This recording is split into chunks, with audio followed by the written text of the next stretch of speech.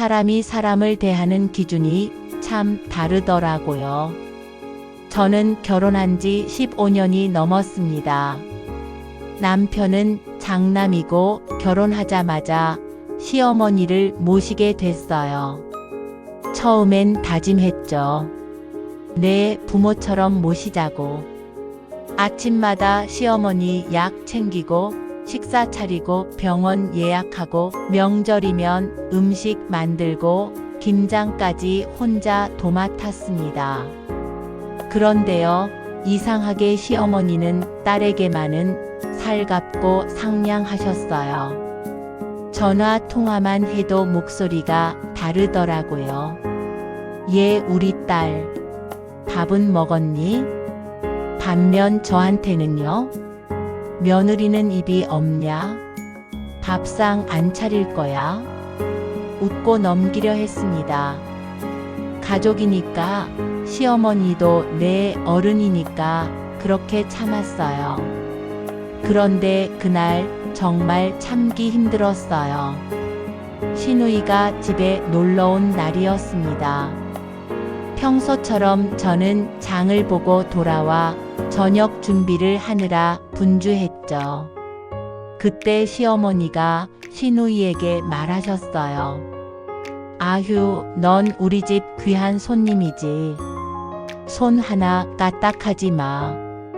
그러곤 제 쪽을 흘겨보며 한마디 덧붙이시더군요. 며느리는 원래 부엌에 있어야지. 그게 정상이야. 그 말에 손이 덜덜 떨렸습니다. 나는 이 집에서 15년 동안 살림하고 병간호까지 도맡아온 사람인데, 딸은 손님이고 며느리는 그게 정상이야 라니. 그날 밤 남편에게 조심스럽게 얘기했어요. 당신, 나 그냥 일하는 사람 같아.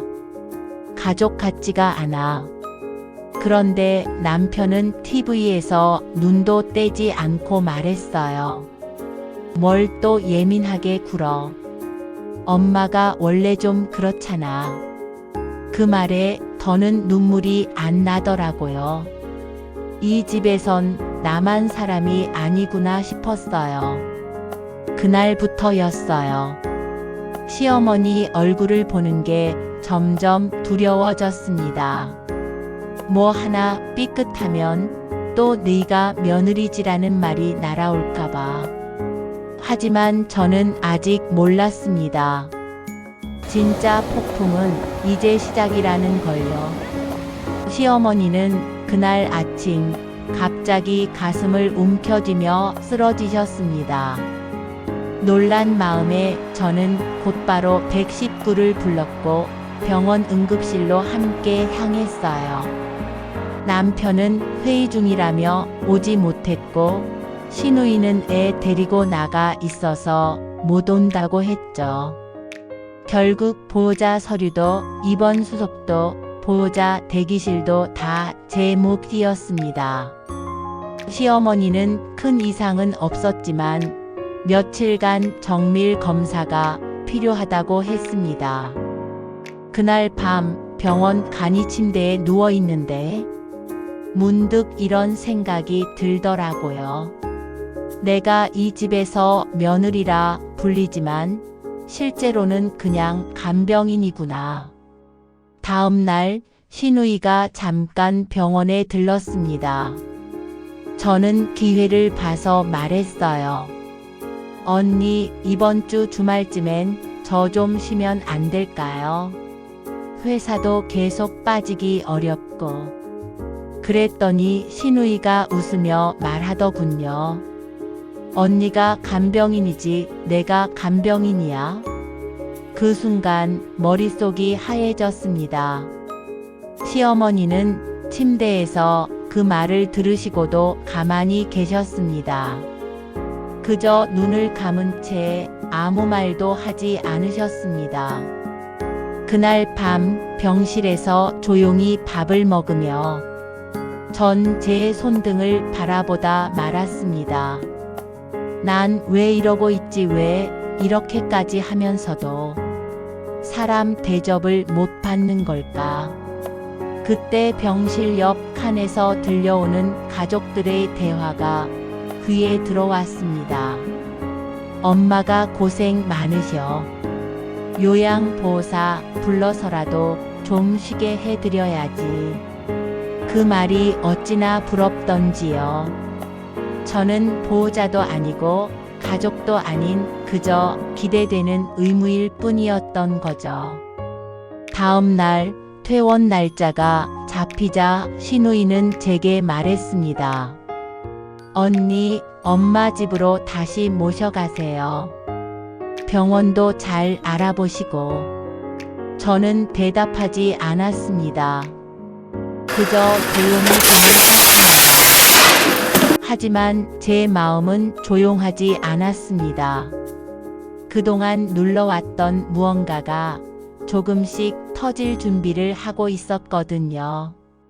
퇴원 후 시어머니는 다시 저희 집으로 오셨습니다. 몸이 완전히 회복된 건 아니지만 혼자 계시기 어려운 상태라 병원에서도 보호자와 동거를 권했죠. 당연하다는 듯 남편은 아무 말 없이 시어머니 방을 정리했습니다. 그날부터 저는 다시 식사, 약, 통원치료, 물리치료 일정까지 도맡게 됐습니다. 그리고 시어머니는 예전보다 더 까다로워졌습니다. 이 반찬은 짜다, 물은 미지근하다, TV 소리 좀 키워라. 참아보려 했습니다. 근데 퇴원 일주일 뒤 신우이가 찾아와 대뜸 이런 말을 했어요. 언니, 엄마 많이 나아지셨는데 계속 이 집에 계시는 거 불편하지 않아요? 저는 그 말에 순간 귀를 의심했습니다. 아니, 불편하다니요? 누가 불편하다는 건데요? 그랬더니 신우이는 웃으며 말했습니다. 글쎄요, 언니는 계속 돌봐드릴 수 있겠어요? 아니면 요양보호사 알아봐야 하나 싶어서요. 그 순간 제 안에서 무언가 뚝 하고 끊어졌습니다. 그럼 병원은 왜 저더러 오라고 했고 보호자 서명은 왜 제가 했죠? 그동안 제가 뭘 했는지 언니는 아세요? 시어머니는 그 옆에서 그냥 물만 들이켰습니다. 저는 조용히 덧붙였죠. 언니는 언제나 엄마 편이었고 저는 항상 의무였죠. 근데 이제는 좀 다르게 살아보려 해요. 남편이 옆에서 듣고 있다가 그제야 말했습니다. 당신 말이 좀 지나친 거 아니야? 저는 조용히 남편을 바라보며 말했습니다. 지금껏 참았던 게 지나친 거였는지 말 한마디 한 게 지나친 건지 생각 좀 해봐요. 그 말에 아무도 말을 잇지 못했습니다. 그날 밤 시어머니 방에 따뜻한 찜질팩을 놔드리고 문을 닫으며 속으로 되뇌었어요. 이제부터는 나도 나를 지킬 거야. 누구의 간병인도 집안의 그림자도 아니야. 나라는 사람이 있다는 걸 이제 좀 알게 해줄게요. 그날 이후 저는 집 근처 요양병원 몇 군데를 찾아보기 시작했습니다. 진짜 모시려는 게 아니었어요. 단지 이제는 나도 선택할 수 있다는 걸 보여주고 싶었습니다. 며칠 뒤 시어머니의 상태를 진단받기 위해 가까운 요양병원 상담을 예약해 드렸습니다. 그 사실을 안 시어머니와 신우이는 발끈했죠. 내가 아직 요양원 갈 정도로 늙었니? 언니, 아무리 그래도 가족인데 그건 좀 심하잖아요. 저는 조용히 말했습니다. 그동안 가족이라고 부르며 저한테 시키신 게 뭔지 생각해 보셨어요? 남편은 머리를 감싸며 말했습니다. 그냥 좀 넘어가면 안 돼? 엄마도 기분 상하셨잖아. 그 말에 저는 더는 참지 않았습니다. 당신은 늘 그랬어요. 엄마 눈치, 누나 눈치. 근데 나는요? 나도 이 집 사람인데 왜 늘 나만 참고 넘겨야 하죠? 그때 시어머니가 말했습니다. 며느리가 말을 함부로 하네. 시집 와서 배운 게 그거냐? 그 말에 저는 처음으로 시어머니 눈을 똑바로 보며 말했습니다. 15년 동안 어머님 약도 제가 챙기고 병원도 제가 모셨어요. 한 번이라도 저한테 고맙다 하신 적 있으세요? 그 순간 시어머니는 입을 다물었습니다. 그리고 저는 결심했습니다. 어머님, 요양병원은 지금 당장 모시려는 게 아니라 상담이라도 받아보자는 겁니다. 어머님 상태도 정확히 알아야 하니까요. 그리고 저도 저를 좀 챙겨야겠어요. 그날 밤 남편이 조심스럽게 말했습니다. 당신 요즘 너무 달라졌어. 저는 웃으며 대답했어요. 그래요. 나 달라졌어요. 이제는 사람 대접받고 싶어서요. 조용했던 집안 공기가 처음으로 뒤집혔습니다. 그리고 저는 처음으로 이 집에서 제 목소리를 내고 있다는 걸 느꼈습니다. 그날 이후 집안 분위기는 싸늘하게 식었습니다. 남편은 말은 안 하지만 눈치를 보는 듯 했고 시어머니는 눈만 마주쳐도 한숨을 쉬셨습니다. 저는 그저 평소처럼 식사 챙기고 약 챙기고 치료 일정 확인하며 버텼습니다. 그런데 어느 날 시어머니가 갑자기 구토를 하시며 쓰러지셨습니다. 119를 불러 다시 병원으로 달려갔고 이번엔 상태가 심각했습니다. 탈수, 영양 불균형, 스트레스까지 겹쳐 며칠 입원이 불가피하다는 진단이 나왔습니다. 병원 침대에 누워 계신 시어머니는 말없이 창밖만 바라보셨습니다. 저는 묻고 싶었어요. 왜 그렇게까지 저를 밀어냈냐고. 딸은 그렇게 챙기면서 왜 며느리는 사람도 아니었냐고. 그런데 그날 밤 병실에서 시어머니가 조용히 말했습니다. 며느라, 나는 그냥 네가 다 해줄 줄 알았어. 그 말에 저는 한동안 아무 말도 못했습니다. 어머님, 저는 가족이 되고 싶었어요. 근데 그게 아니라면 이제는 저도 제 인생을 지킬 겁니다. 시어머니는 그 말을 듣고 눈을 감고 계셨지만 그날 이후 이상하게 말투가 조금 달라졌습니다. 약 좀 줘라, 고맙다. 처음 듣는 말이었어요. 고맙다. 그리고 며칠 후 병원에서 이런 말을 들었습니다. 환자분, 회복 후에도 일정 간병이 필요합니다. 보호자와 상의하셔야 합니다. 그 말에 시어머니는 저를 바라보며 잠시 망설이시더니 말했습니다. 나 다은이 집으로 갈까? 이번엔 딸한테도 좀 기대야지.